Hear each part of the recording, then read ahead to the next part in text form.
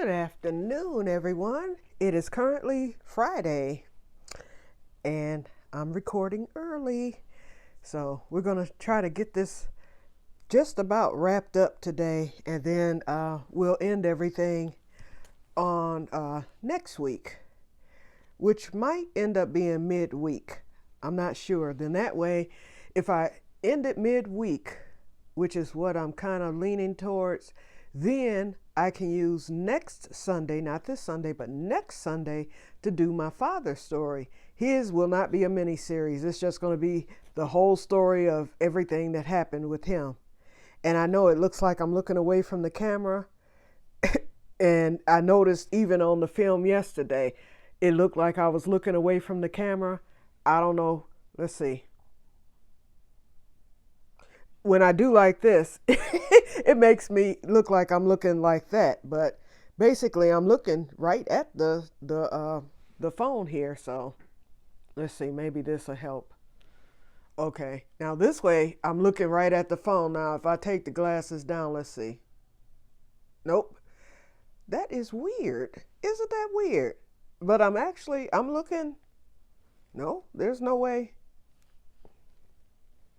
Wait, I'm trying to look like I'm looking straight ahead. Maybe it's the way that the phone is. I should have turned it the opposite way on the tripod. I think that's what it is. But you know what? I'd have messed up a minute already. And I promise today, no preliminary. So let's just stop. Just know that. Keep me in prayer because Tuesday is surgery day. And you probably won't see me before then. It'll be the day after surgery when you see me. It's going to be a busy weekend, and that's the reason why I'm recording today. So let's get started. And I put everything, I wrote things down so that I can stay on track for once.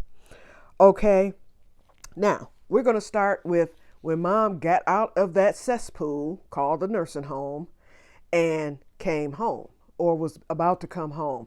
Before she could come home, and I tell you, I cannot say enough about AAA1B, which is, I know I think they're all over the United States. Just pull it up online. It's called Area Agency on Aging 1B. 1-B. Pull it up and you'll see what they're all about. I know that they exist in Arizona. I haven't checked all the states, but they exist here in Michigan.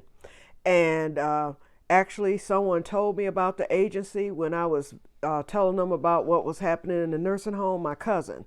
And she was telling me that they had used it for her late mother-in-law, and it was a wonderful service. And so I called that night. And that was the night I called them, was the night that my mother had been, the day of my mother had been dropped that day. And then I went on to tell them about all the other things, that was going on there at the nursing home, even Mrs. Hole. I even told them about her. And so they were like, well, unfortunately, we have a waiting list that's so long, they said, but it moves fast because as people pass away, she said, we fill it in. And she said, because of your mother being allowed to fall in the condition that she's in, she said, we will need to prioritize her. And that happens, some people need the service. For instance, I'm 60 now, but back then I was about 47 or 48 because this was soon after my mother's stroke. I actually qualified for their services due to the fact that I have MS. So if I had become immobile, emaciated, what the heck am I trying to say? You know what I'm trying to say. If I had become an invalid, let's just be politically incorrect here. If I had become an invalid to the point where I could not take care of myself, I would have back then qualified for the service. So you have the young and old, but it's primarily the older people get a variety of other services that someone who's younger may not receive all of, but they'll receive services through the agency. Okay, I guess that's a good way of explaining it, but they were wonderful. They were wonderful and own it, okay? So when she told me that, she said, so I don't know how long it'll be.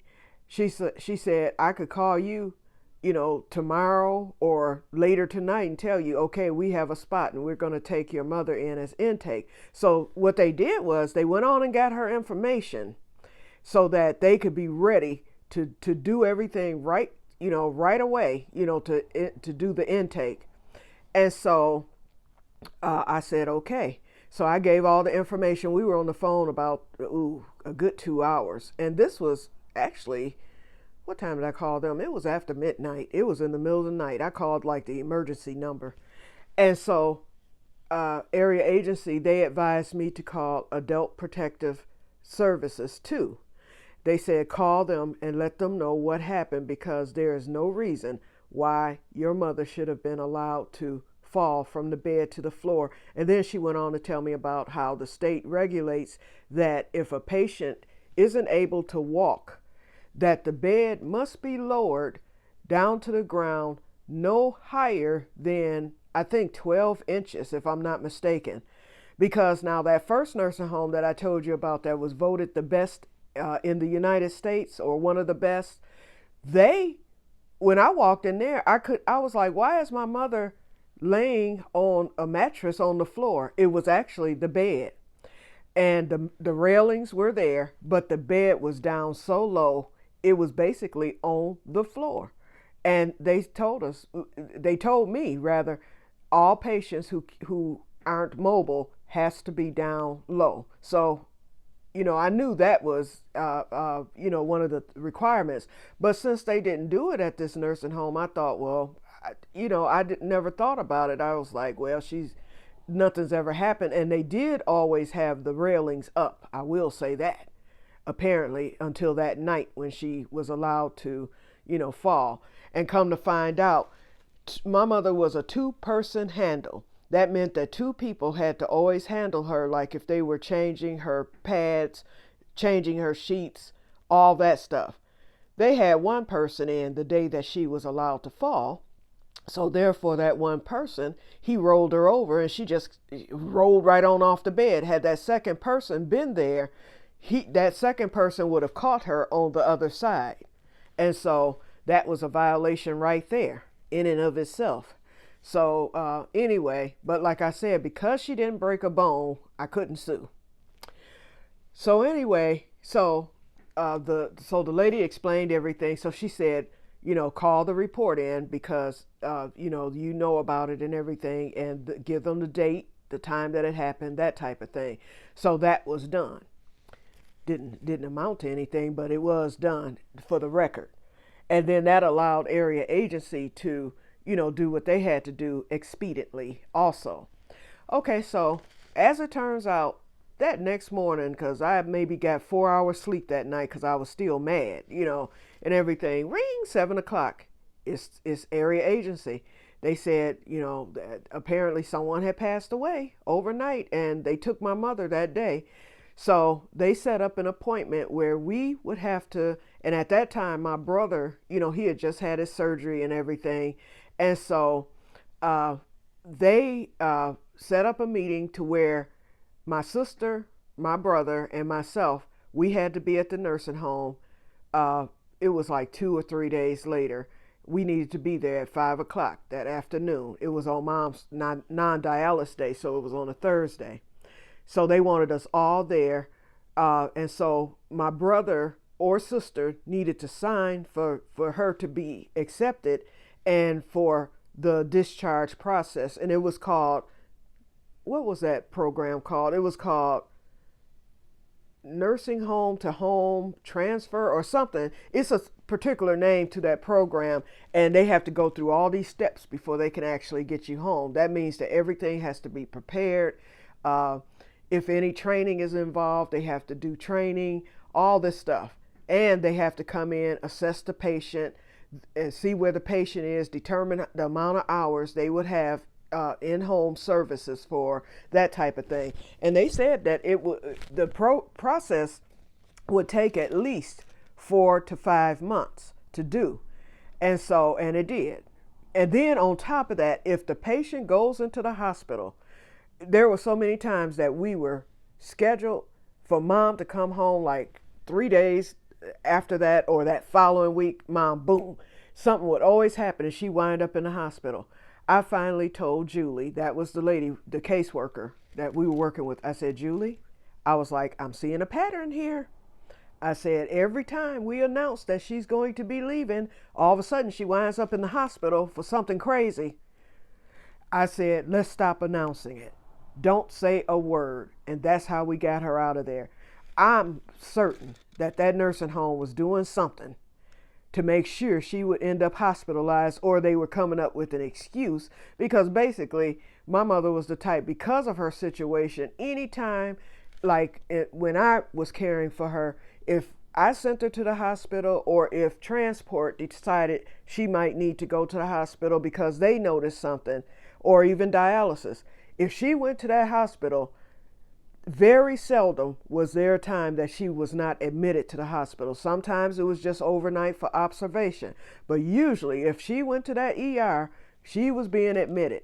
And then her doctor, who is my doctor now, in fact, I ended up taking him on as a doctor after my mother passed and everything, because my doctor, I forget, he retired or something. I can't remember, but I was in need of a doctor, and I was like, I'm going to take Dr. Reddy, because one thing about it was, even my mother, with her age and her condition, he treated her with dignity, and he treated her, he talked to her.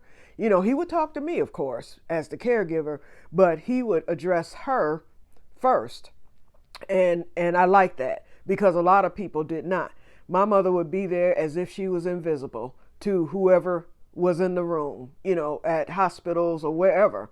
They would look at me and start talking, and she's sitting there looking at them, especially once she became coherent and could speak again. I would tell them, ask her. She can tell you if she's hungry, or she can tell you if this or that or this or that, and then they would look, oh, I'm sorry, and then they would, speak with her, and then she would say whatever, or she would say, you can talk to her, if my mother didn't feel like talking. And lots of times that's what it was. But at least I made sure that she was at least acknowledged. That was the thing. Okay, so so the ball was rolling. And that was the day that my brother, who had his surgery and stuff, he made his way up to that nursing home, because my sister hadn't gotten there. We were supposed to be there at 5:00. I was like, so Sherry, you're going to have to get off from work early. And my sister wasn't in total agreement of my mother coming home.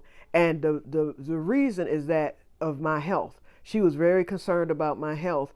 And I said, you know what? Things are not going to fall on you if something happens with my health. Because I think that was in the back of her mind. What if she goes, down? I was like, we got to try. I was like, if she stays in this nursing home, she will be dead in probably the next week. Okay. I was like, so nope, she's coming home. So when my sister wasn't there, we're waiting around. It's 5:30. She wasn't there. And see, if she had gotten off from work early like she was supposed to, she would have been there. I'm a stickler for time. If someone says what time to be there, I'm not going to be late unless it's something unforeseen. So when she wasn't there at 5:30, my brother had called. He was like, what's going on? I was like, well, Sherry's not here and we can't sign and nothing we can do. And my brother said, I'm on my way. I was like, well, Roger, you shouldn't be coming out. He got there because he lived right around the corner. So he got there. He came. I mean, he was slow on the walker and all this stuff, because Roger had been out the hospital maybe a week. So he shouldn't have been coming. I'll say that. He came, he said, where's the paper? Julie handed him the paper. He signed it. He said, thank you. And he left. And so as he was leaving, my sister was coming in. I was like, okay. So I was like, Roger just signed. What was your problem? Why couldn't you be here on time? And so she said something about traffic and whatnot. And it probably was. But, technically I would have been out of there. I would have taken half the day off. That's what I would have done. But, you can't tell people what to do. And with my sister being a case manager on her job, things happen and whatnot. So I'll leave it at that. I'm not even going to, why even rehash that? It's over. Anyway, so once the paper was signed, we began. So Julie laid out the plan. she's like, we're gonna, she said, first of all, we're gonna have to get you trained because my mother was on a peg tube.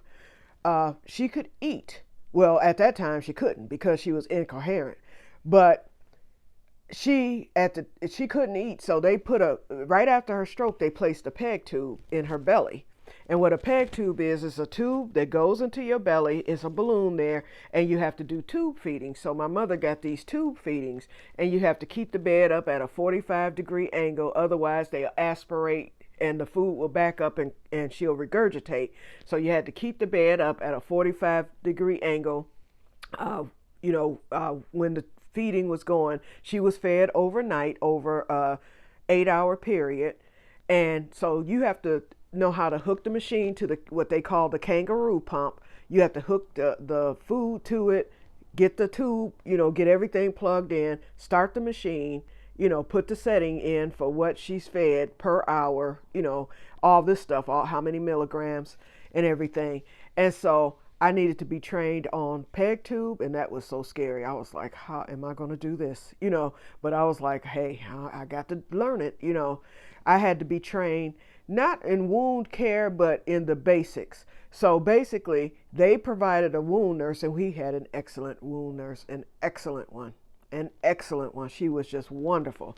And that woman got, because of course the nursing home did nothing for her wound. They did the bare basics. So there she was with that wound still, and nothing had occurred. It hadn't gotten worse, but it hadn't gotten better either. And so, but that wound nurse had that wound closed up within 6 months, and it never opened back up again. So then they had to order a kangaroo pump. They had to order her a cardiac chair, which they had to order her all of her supplies, get her set up for her supplies, peg tube supplies, the food.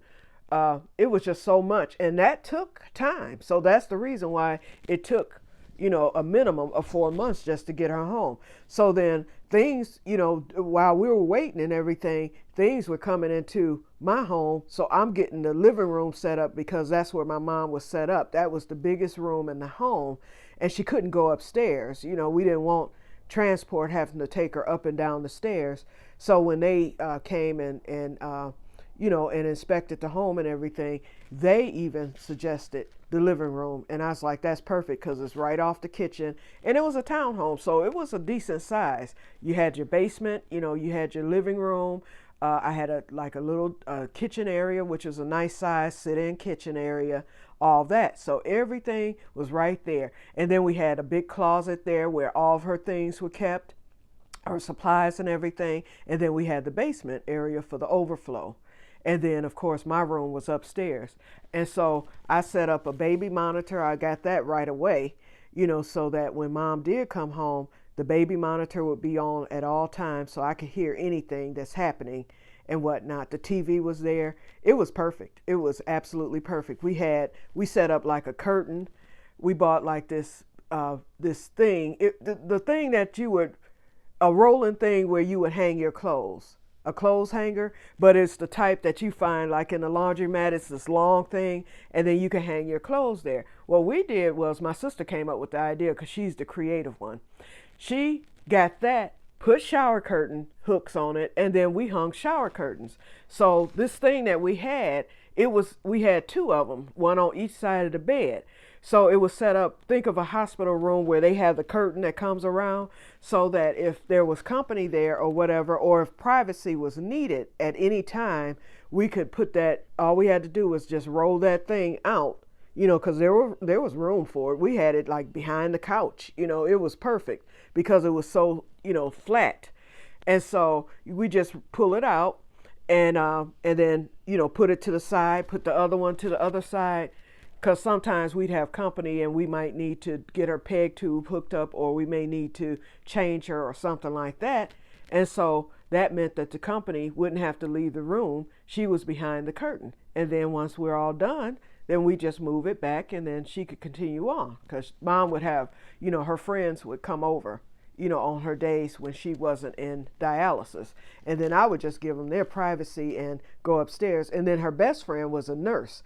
So basically, her best friend, if anything went down or whatever, she being a nurse, she knew everything, so she would let me know, okay, your mom, blah blah blah blah blah, or whatever, and she would, and based on her expertise, like she would tell me, let's turn her, or she might say, okay, let's put her feet up on pillows today because her heels could, dig into the mattress, although it was an air mattress, and she's like she could still get a bed sore, so let's get pillows for her heels. So things like that. She gave me all kind of pointers that helped me along. Okay, so at the nursing home during the time, we're going to skip ahead to her coming home. So I got trained in everything and I did well. Then I got a friend of ours that we were going to pay to help me. And we paid her weekly to help me. And so she needed to be trained. And then my sister was supposed to be trained, but my sister wasn't. She never came. And I was like, you going to pay for this, sister? And so basically I trained my sister, because when the time came later, when I started getting sick and stuff like that, my sister had to do a lot of caregiving. And then it was time she was there at the house. And so when Sherry would be there at the house, I was like, come here, watch me hook this peg tube up, because you never know if you ever might need to do it, or something could happen and I might need you to help me with it. And so you need to know. So that's how my sister got her training, crash courses. Okay. So anyway, and I'll say no more about that. Believe me. Okay, so when my mother got home, first of all, they had to get her set up with the doctor. So they got the doctor set up. He was actually a retired doctor who became a home doctor on his own time. And so he would take in patients, and it was, he got paid as a doctor. He just he retired from his practice and everything. So he became like a home health doctor, and he saw his patients once a month, or sometimes it might be even more if there was a problem or whatever. So he basically saw my mother only once a month. Okay. And then she had a home nurse whenever the doctor wasn't there.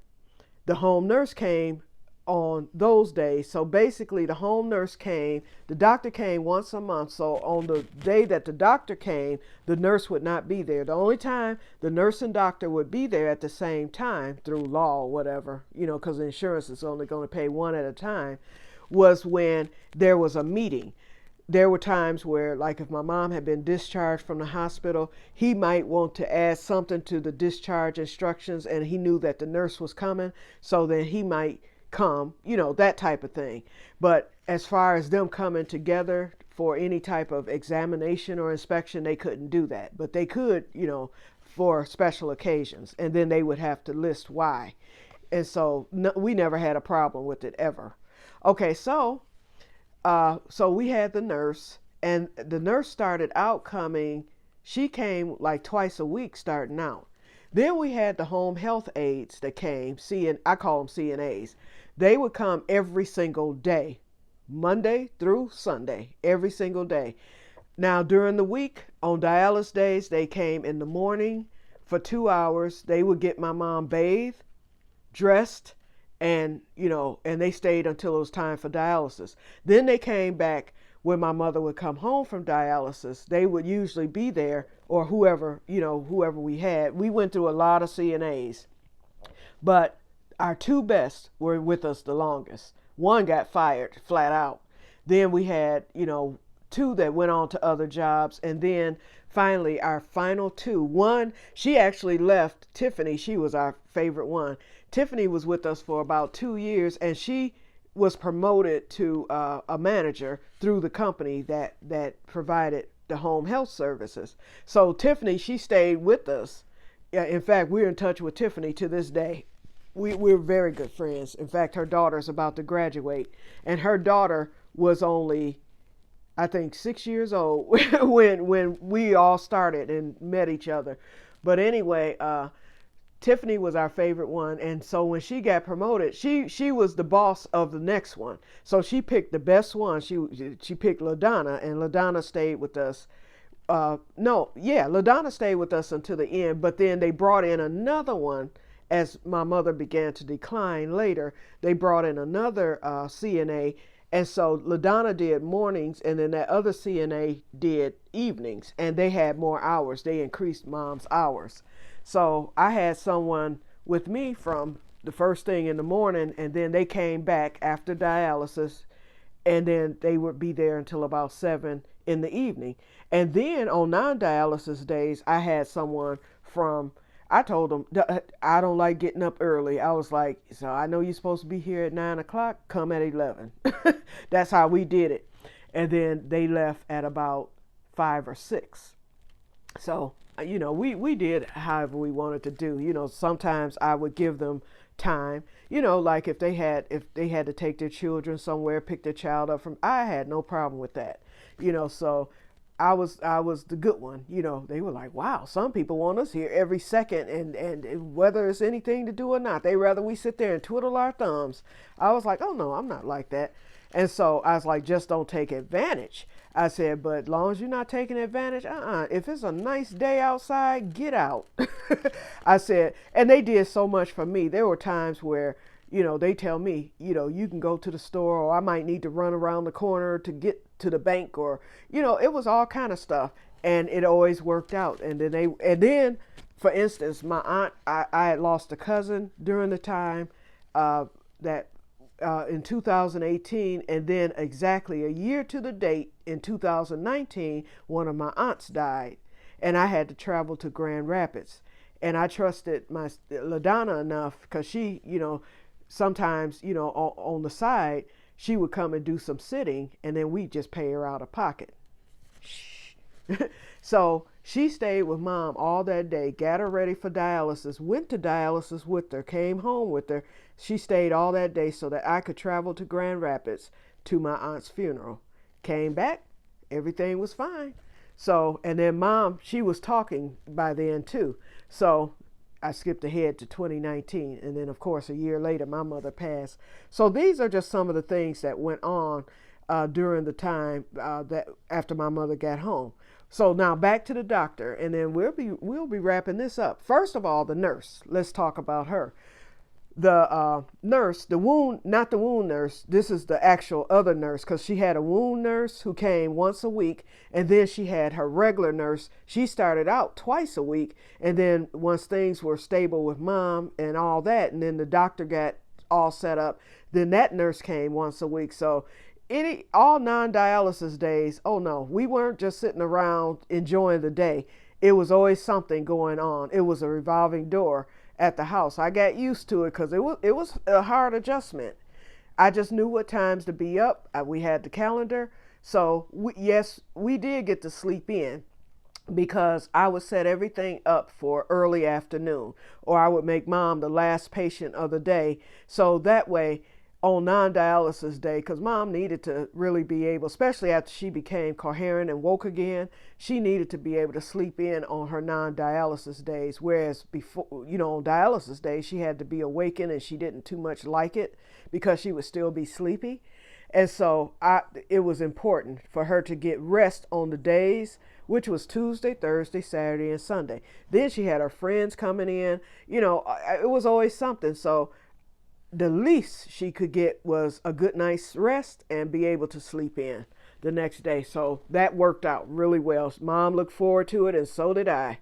Okay, so anyway, the first nurse, she had to get the nursing home report. This is the regular nurse. She was like, I'm reading this report, and she showed it to me. She was like, I'm not supposed to show you this. She was like, but look at this report. It was just absolutely horrible. They had to give their reasons why they felt that my mother couldn't come home and all this stuff. They were saying that she was just severely, how did they put, they was like, she's severely brain damaged. She's a vegetable. She'll never talk again. She can never improve. We don't think that the daughter is capable of taking care of her. They read the riot act, because they're trying to keep her in the nursing home so they could keep getting that darn $3,000 a month or whatever they were getting from her, but it didn't work. And so the nurse showed me that. She was like, none of this stuff here is true. I was like, you know what? I told her, I was like, that place was just a cesspool. They were horrible. It was just terrible. And so I was mad about that. In fact, I thought about going up there to kick somebody's butt, but I was like, I'm going to leave it alone. I'm going to leave it alone. So then when her doctor came, and I told him, I was like, they kept her doped up. I was like, she sleeps all the time. I said, I know she's in there. I was like, I can look at her and tell. I was like, they're saying she's brain damaged and stuff. I was like, I don't think that she is. I was like, and I tell the dialysis people all the time, talk to her. I said, that's what we do.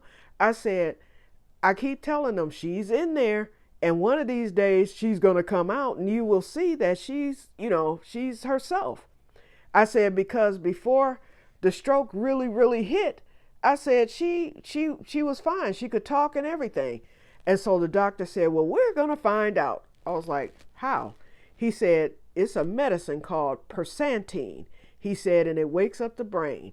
And and I'm telling y'all, if you ever have to deal with a stroke patient that's incoherent and can't do anything, tell the doctor, please put my loved one on persantine, because if there's no brain damage, that persantine, it wakes the brain up. What it does is it stimulates whatever it's supposed to stimulate, and it wakes the brain up.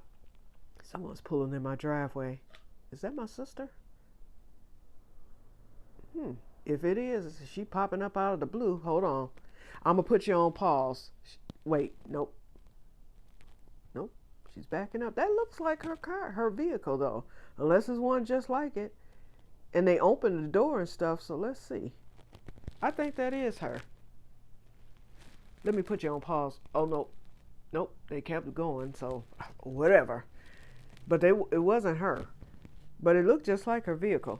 Okay, so anyway, so he said we're going to put her on persantine. He said we're going to start her with, he said, it could go anywhere from 25 milligrams up to 100. He said, we're going to start her at 100. He said, and if her brain wakes up, he's like, then we're going to bring it down to 25. And then if she goes back out again, then we'll titrate it up until we hit her sweet spot.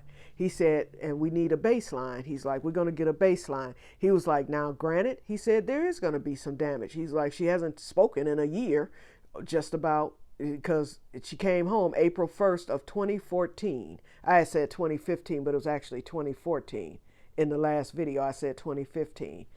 But it was actually 2014 when she came home. It was July by then, and so he put her on the medicine in July. So, no, in May.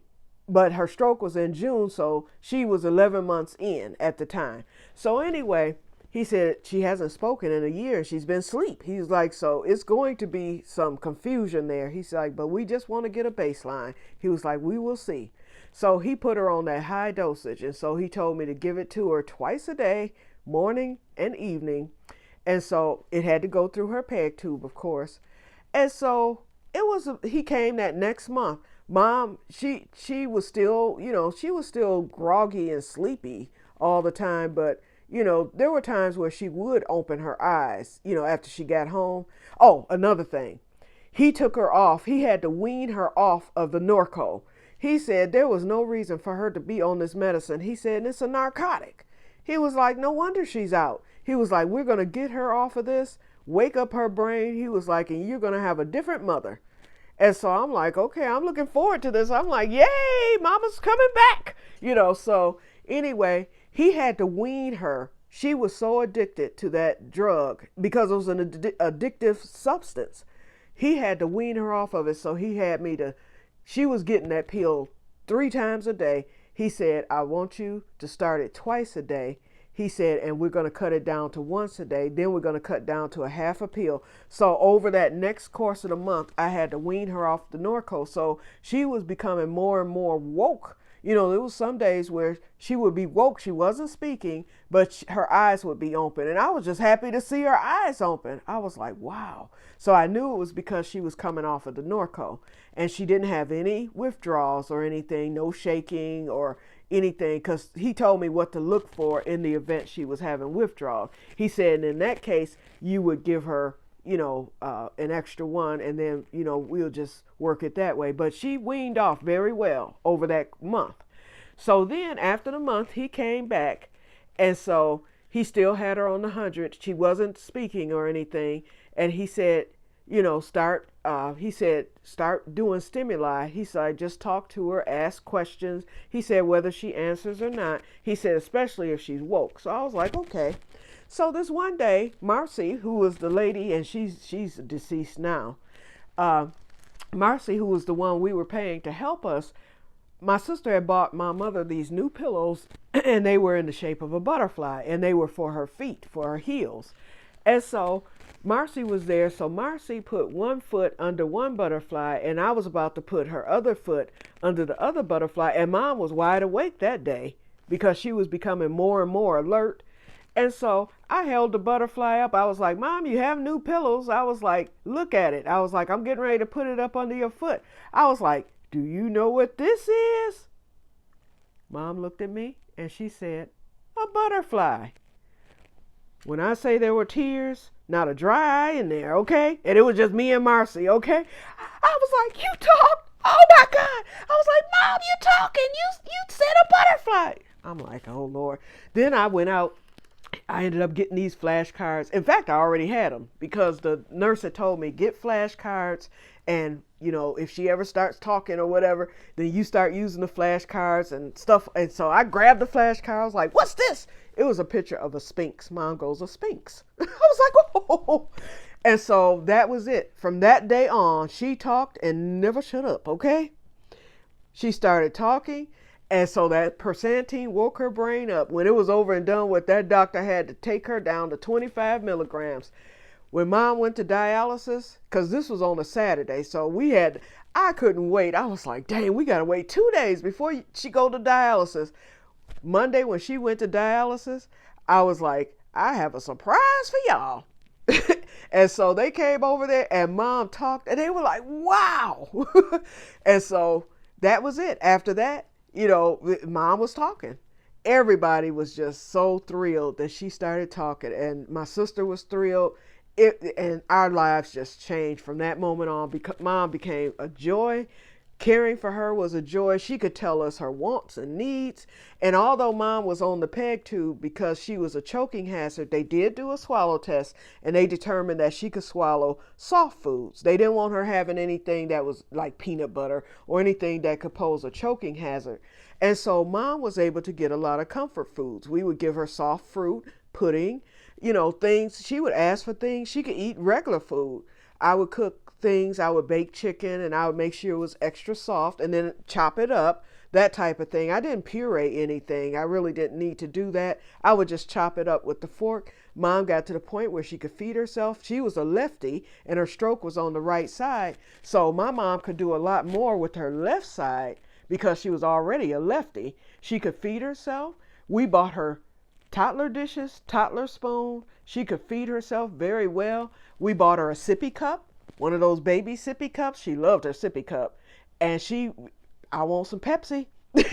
We put the Pepsi in the sippy cup and glup, glup, glup. She would, wait, let me see where I'm at, y'all. Okay, I'm at 38 minutes. I'm doing good today.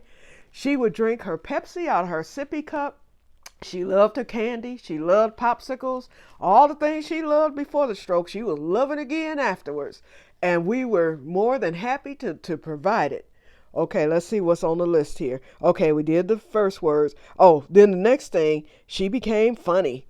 My father was the comedian. He would say something funny and very quick-witted and things like that, and had everybody in stitches. My mother was always the reserve. Think of Archie and Edith, okay? Or think of George and Louise. Think of these couples, Fred and Wilma. That we called my father Fred Flintstone, and Mama was Wilma. Think of that. She was the timid, shy one, and my father was the lively one, okay? My mother suddenly flip-flopped. I was like, boy, if Daddy was alive, I said, Sherry, we would be going through it. My mother flip-flopped. She would say anything, and that's where the brain damage came in because my mother, she never said anything bad or mean or anything, and she didn't do it after the stroke either, but she spoke her mind or she would say things. Sometimes she might say a bad word, and we were like, Mom, you're saved. You're not supposed to say that.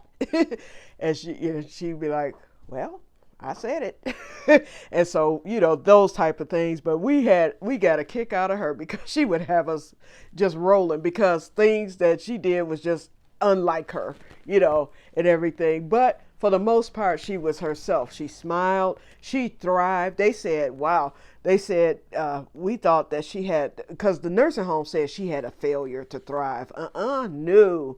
She thrived. She told us what she wanted to watch on TV. I knew my mother's favorite shows and stuff.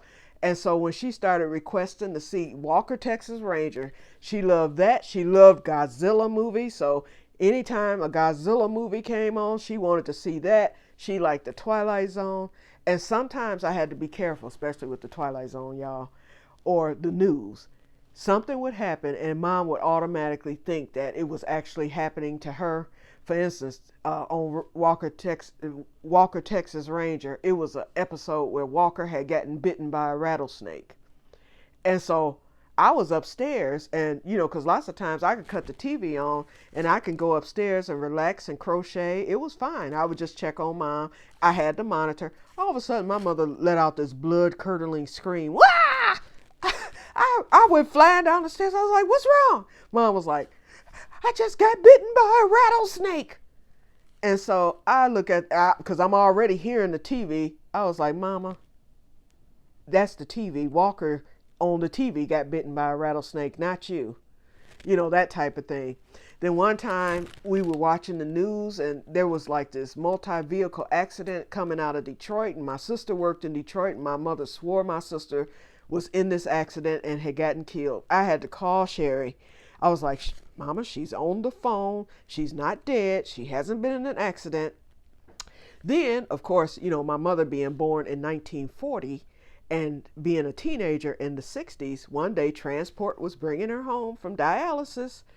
And my mother told them, they said, "Okay, we're taking you home, Miss Davis." And she was like, "No, no, you're supposed to take me to the segregated dance." When they told me that, I was like, okay. I was like, "So what did you say?" We told her we were on our way to the segregated dance. We brought her home. Then there were times where mom had forgotten that certain people had passed away, or she would ask about people who had passed away since her stroke. Believe me, they were well and fine, according to us. Because one day I had told her that one of our neighbors had passed away, but my mother knew about it because she passed away in 2009 on her 99th birthday. We were so hurt. And it was my mother's second mother, because her mother died when she was 20.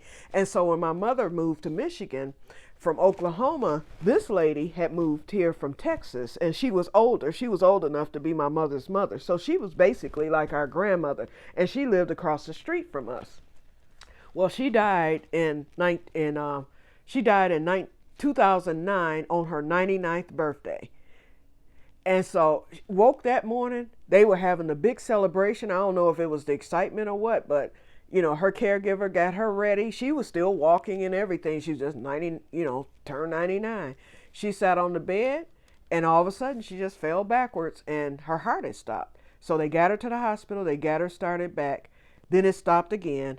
Then they got it started back. And so her niece, her great niece that she had raised, called and told us what was going on. And she said, "If it stops again, I'm going to tell them that's it."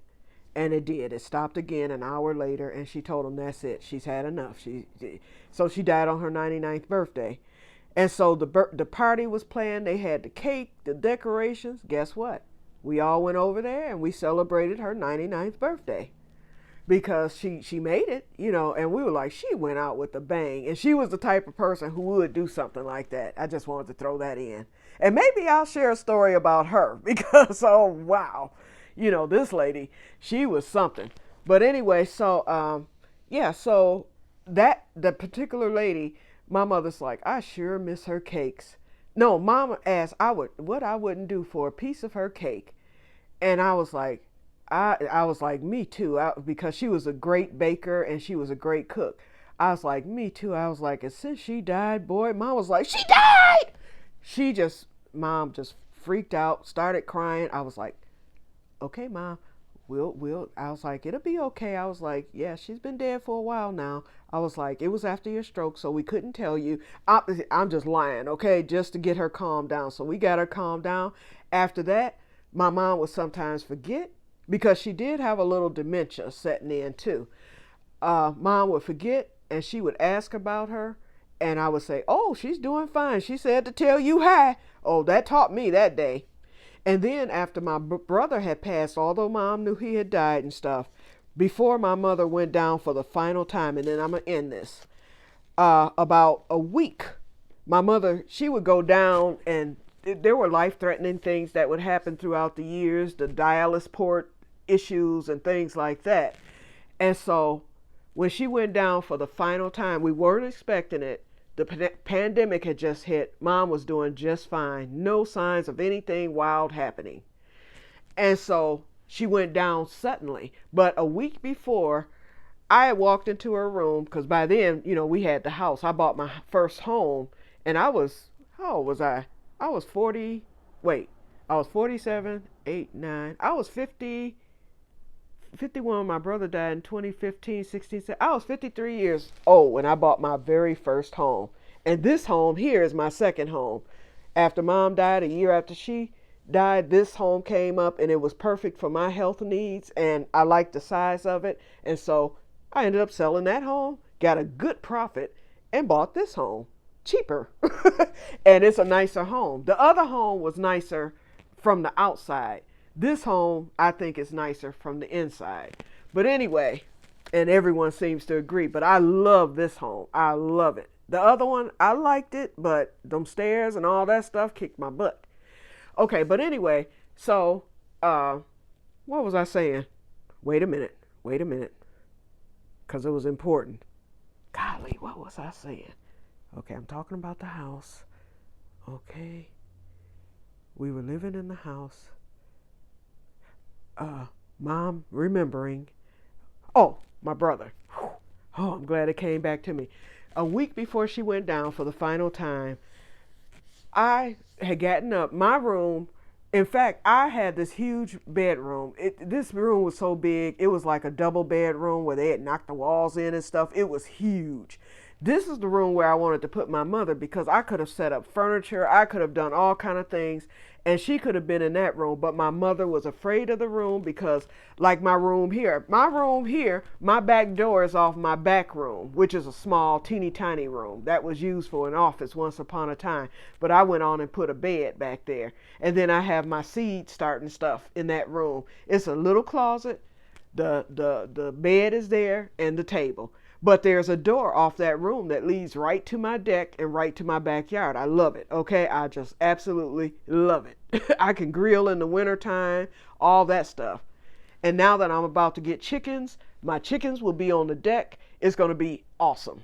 Okay. But in the other house, I had this huge room, and there was a door off of that room. And so I wanted to set that up as my mother's bedroom, but then when we moved into the house and we toured the house, in fact, that was the plan, because transport on moving day, transport as a courtesy, brought her to the new home. And so I had them to bring her right there to the back. I was like, Mom, this is your room. We're going to set your bed up here. I'm going to get some furniture for it. She was like, no. I'm like, why? She was like, that door, somebody might come in. I was like, Mom, but it's perfect. I was like, because transport can get you in and out. My mother refused to take the room. So then the other room, it was a nice sized bedroom towards the back. The house was like in an L shape. So my room is here. Then if you cut this way, your other bedrooms are that way. And then the living room is here. The kitchen's there, all that. So we were putting Mom in the second biggest bedroom, which was a real nice size too, but not that big. And Mom, they couldn't get the stretcher to cut around the corner to go into that room because the room was on this side, and they could not get it to cut because the wall was here. Then you had the bathroom right here. And so it was no way to hit that angle. The smallest bedroom was straight ahead. Mom had to go in that small bedroom, and I hated it. It wasn't that small, but it was small. It was smaller than what I wanted her in because she was coming out of a living room, and I wanted her to have a good bedroom where her friends could just really come and just make themselves comfortable and whatnot and just have a good time. That back room would have been perfect for Mom, but she was just too afraid. So she ended up in that small bedroom. No one complained, but I mean, ooh. And then I even thought about having the wall knocked in and combining those two rooms back there into one room, and then she would have had a room the size of mine, if not bigger. But uh, they was like, nope, don't do that, because what if you decide to move out of here and stuff? Then you got a 2 bedroom house and you won't get as much money. And I never thought I would move out of that house, but I did. And so it's a good thing I didn't do that. And so anyway, a week before she went down for the final time, and when she went down the final time, it went over some months. Mom went down in March, a week before her birthday, which was the 17th, as a matter of fact. It just passed this past Monday. She went down, and so she was in hospital on the ventilator, all this stuff. She didn't come home until May of that same year of 2020, and she went into hospice shortly thereafter. And that's where I'm going to begin the next story. When she came home, when she went, I'm going to talk about when she went down that last time, hospice, and then up to her death, and that's going to end it. And then that excerpt I'm going to show you from the funeral. But a week before she went down, and then this is where I'm going to end it, I got up one morning and I went to go check on her and to give her medicine, because I had to walk from my room and then cut around that corner to get to her. And I had a window in that room that looked directly into her room window, and our rooms both faced the backyard, and we were fenced in totally, so no one could see anything. So I could leave our blinds open at night, no one even knew, because the privacy fence was there. Like I said, aesthetically, this first house was just perfect. I had 2 yards. I had a yard where I had my garden. Then there was a garage that was detached, a big 2-3 car garage. Then on the other side was another yard, which was all fenced in. It was just so neat. And then I had a pathway. I tell you, I kind of missed that house, but this is the better house. But the way that house was set up was just excellent. It was set up good for Mom and not for me with my health, but coming here was better. So I could look out the window and I could actually see Mom, from my window in the bedroom. Even at night, if I left her light on, I could look right out my window and see her through her window. And then I had the what you call it, the baby monitor. So anyway, I always got up anyway to check on her regardless. So I got up to go check on her that morning. It was a non-dialysis day, and she was woke, and I was like, you want me to turn the TV on? She said, yeah. I was like, I'm getting ready to give you your medicine and everything. And so after I did all that, I went, got myself ready and stuff, went back to my room. All of a sudden I could hear Mom talking. I'm like, is she talking to the TV or what? So I got up. I'm like, maybe she's trying to call me or something, because for the most part, if she called me, she would just call my name, because she knew the monitor was there and I would be right in there. So I walked in there. I was like, and she's holding this conversation, just a talking, and she wasn't looking at the TV or anything in particular. And so she didn't even know I was standing there. I was like, Mom. And she turned around. I was like, who are you talking to? You holding a big conversation. She looked at me. She was like, I'm talking to Roger. I was like, okay. And by then I walked into the room. I was like, do you see him? She was like, yeah. I was like, I don't. I was like, well, you tell him I said hello, and I'll let you get back to the conversation. She was like, he's standing right behind you. I looked, I turned around, and I started creeping out. I was like, okay. I was like, hi, Roger. Bye. And then it dawned on me. I was like, oops. I was like, time is near. If she's seeing him, this is it. Because I used to hear stories in dialysis about people, patients who would pass away, and there was no rhyme or reason. And lots of times right before they passed, they would start talking about seeing loved ones. So when she said that, then I said, something's going to happen. And I told my sister, prep yourself. I was like, Mom was talking to Roger today. I was like, and it was a serious conversation. So I was like, I think he's here or whatever. I said, so just letting you know. Week later, she went down. And so I know for a fact that's what it was, But anyway, I'm going to get off of here. We're just under an hour. So I did keep it shorter. So I'm going to get off of here. So next week we will begin with when she went down, hospice, her death, and then we'll wrap it up. Okay, so I will talk to you guys later. You have a wonderful weekend. By the time you see this, it'll be Sunday. And when you see me again, it'll be after the surgery. And hopefully, I'll be out of the glasses altogether. And maybe my eyes will be symmetrical again. We'll see. So I will talk to you guys later. And may God bless you all. I hope you enjoyed hearing the story of Mama, the miniseries. Bye bye.